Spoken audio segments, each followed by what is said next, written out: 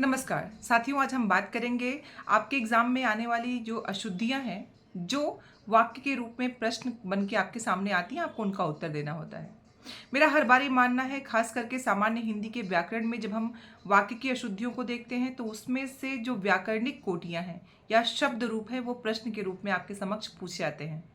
और अगर आप वर्तनी की अशुद्धियों को सही करना चाहते हैं, शब्द की अशुद्धियां न होने पाए इसको ध्यान देना चाहते हैं कि प्रश्न कोई भी हो, वाक्य में अगर वो शब्द संबंधी अशुद्धि है तो आप पहचान सकें, वाक्य में अगर वो व्याकरणिक कोटि की आपकी अशुद्धि है तो उसको आप पहचान सकें। इसके लिए करना क्या है, बहुत ही महत्वपूर्ण है कि अगर शब्दों की मैं बात करूं तो संधियों का जानना। जबकि आपके कोर्स में पाठ्यक्रम में जो आपका सिलेबस दिया हुआ है, पाठ्यक्रम में कहीं भी ये नहीं है कि संधि आपके प्रश्न के रूप में आएगा। लेकिन जब शुद्धियों और अशुद्धियों की बात होती है तो उसमें संधियां अपने आप समाहित हो जाती हैं, क्योंकि शब्दों के जो रूप बनते हैं, जो मूल शब्द हैं, जब वो शब्दांश या अन्य शब्दों से मिलते हैं तो एक नए शब्द के निर्माण के कारण बनते हैं। और ये जो शब्द निर्माण होता है, ये संधियां उसके लिए कारण है। कैसे? जब शब्द होता है कोई मूल शब्द, उसमें या तो प्रत्यय लगेगा या उपसर्ग लगेगा या अन्य कोई शब्द लगेंगे जो मूल ही होंगे, और दोनों मिलके एक नए शब्द की सर्जना करते हैं। जैसे आप लोग विद्यार्थी हैं तो विद्या और अर्थी दो शब्द थे, और दोनों शब्दों को मिला के हमने कुछ वर्णों में विकार देखा, कुछ परिवर्तन देखा, और एक नया शब्द बन गया जिसका नाम हो गया विद्यार्थी। ऐसे ही महाधन ईश हमने मिला दिया तो वर्णों में कुछ बदलाव हुआ, जो उसके अक्षर थे उसमें बदलाव हुआ और महेश शब्द बन गया। ऐसे ही पुस्तक और आलय को हमने मिलाया तो पुस्तकालय शब्द बन गया। ऐसे अनेकानेक शब्द आपको मिलते हैं। और जब आप वर्तनी की अशुद्धियों में देखते हैं तो खास करके शब्दों में ये मात्राओं के रूप की अशुद्धियां खूब मिलती हैं। तो ध्यान क्या रखना है, आपके वर्णमाला में जो कुल आपके 52 अक्षर हैं वो कैसे कारण बनेंगे, खास करके मात्राएं। तो मात्राओं को अगर सही करना है तो आपको उसके लिए सिर्फ और सिर्फ अपने स्वरों को जानना है, स्वर की मात्राओं को ध्यान रखना है कि कौन सी ह्रस्व है, कौन सी दीर्घ है, कहाँ पे मात्रा लगी है ह्रस्व की, कहाँ दीर्घ की। तो इसके लिए सबसे महत्वपूर्ण है स्वरों को जानना। स्वर आपके हैं 11, कुल 11 स्वर हैं हमारे हिंदी व्याकरण में, और उसकी मात्राएं हैं 10। क्योंकि जो अ स्वर है आपका, ये व्यंजनों को बोलने के और उनको पूर्ण करने के कार्य में आता है। व्यंजनों को स्वरों की सहायता से बोलते हैं, अ उसमें उपस्थित है, उसके बाद अन्य मात्राएं लग जाती हैं। कैसे समझेंगे हम? हमने मात्राओं को पढ़ा है, प्रयोग भी किया है, बात भी करते हैं, लेकिन जब वर्तनी की शुद्धियां होती हैं तो हम कहीं ना कहीं कंफ्यूज जाते हैं ह्रस्व और दीर्घ की मात्रा को लेके, खास करके उ और ई की मात्रा को लेके। कभी कभी ए और ए की मात्रा में भी हम कंफ्यूज होते हैं और सही प्रश्न का उत्तर नहीं दे पाते हैं। तो ध्यान क्या रखना है, जो आपकी 11 स्वर हैं उनकी 10 मात्राएं, इनको हम 3 भागों में बांटते हैं। कौन कौन से भाग हैं वो है ह्रस्व, दीर्घ और संयुक्त। अगर ह्रस्व की बात करें तो 3 है, अ ई उ। चूंकि री दोनों रूपों में, ह्रस्व और दीर्घ दोनों में एक समान है, इसीलिए उसको हम दीर्घ में काउंट करते हैं। ह्रस्व में भी काउंट कर सकते हैं और दीर्घ में। तो मैंने कहा 3, तो 3 में एक 4 वहां पे छुपा हुआ है, जो आपका दीर्घ और ह्रस्व दोनों में समान रूप से है, री का रूप जो स्वर है। तो अ, ई और उ हमारे ह्रस्व हो गए। दीर्घ कौन कौन से हैं? आ, ई, उ, री, ये हमारे दीर्घ हैं 4। उसके बाद आते हैं संयुक्त के स्वर कौन कौन से हैं। अब बचा कौन सा? अ हो गया, आ हो गया, ई हो गया, ई हो गया, उ और री। अब हमारे 7 हो चुके हैं, बचे 4। कौन कौन से? ए, ओ, औ, जो 10 मात्राओं के रूप में व्यक्त होते हैं। अब हमें ये ध्यान रखना है कि अगर हम सही शुद्ध उच्चारण कर रहे हैं तो वर्तनी की अशुद्धियां न के बराबर हो जाएंगी। तो हम मात्राओं के बोलने का ध्यान रखेंगे। जब मैंने कहा अ और आ, तो दोनों के बोलने में अंतर है समय का। कम समय लेंगे तो ह्रस्व, और ज्यादा समय लेंगे, दुगुना समय लेंगे तो दीर्घ हो जाता है।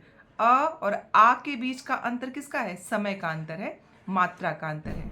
इस तरह से हम देखेंगे। संयुक्त स्वर जो है वो दो स्वरों के मिलने से बनने वाला नया स्वर। जैसे आपने अ के साथ ई मिलाया तो ए बन गया, आपने अ या आ के साथ जब ऊ को मिलाया तो ओ बन गया, और जब री को मिलाया तो अर हो गया। तो ये हमारे गुण संधि में भी आप देखते हैं।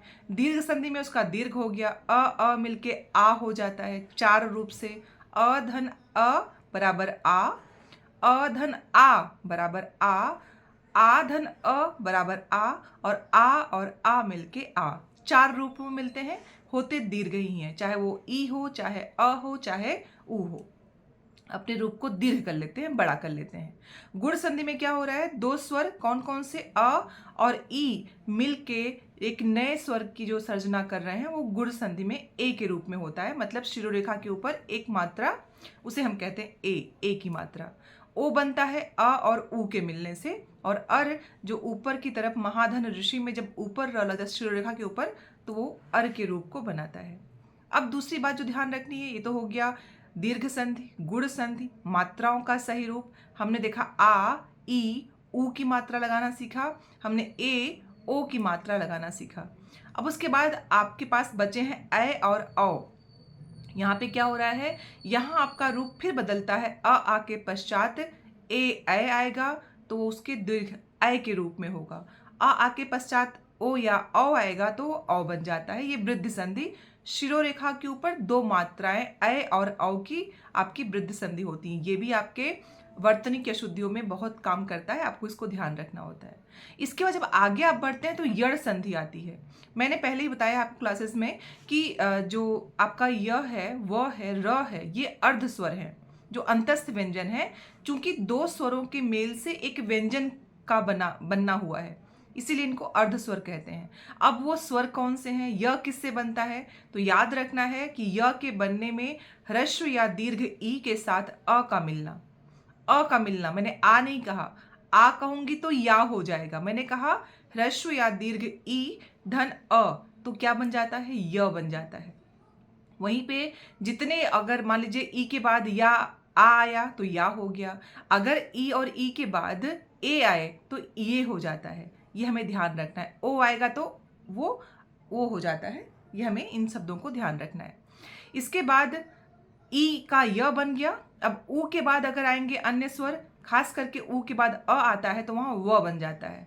जो आपका व है उसे हम बनाते हैं। अब अन्य स्वर आएंगे, मात्राएं लग जाएंगी तो वा वे ये शब्द बन जाएंगे। समान नहीं, असमान।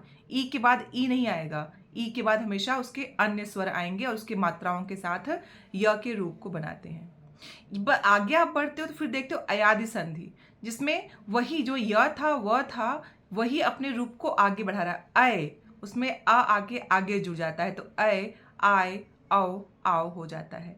नायक कैसे, ने धन अन नयन बन जाएगा, ने धन अक नायक बन जाएगा। कैसे बन रहा है, क्योंकि यहाँ पे पहले, अब धन के पहले शब्द का जो पहला रूप है, जो पहला शब्द है उसमें पहले ए आएगा, उसके बाद कोई अन्य स्वर आएगा तो वो अपने अय आय औ आओ को बदल देता है, बना देता है। ये हमारे स्वर संधि के रूप हैं जो मात्राओं के रूप में काम करते हैं, हमें ये ध्यान रखना है।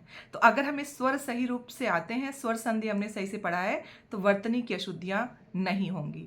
नेक्स्ट क्लास में मैं आपको बताऊंगी कि वर्तनी की अशुद्धियों से बचने के लिए व्यंजन संधि कैसे कार्य करती है। छोटी छोटी वीडियोस में हम पूरे वर्तनी की अशुद्धियों को कैसे दूर कर सकते हैं इसको सीखेंगे।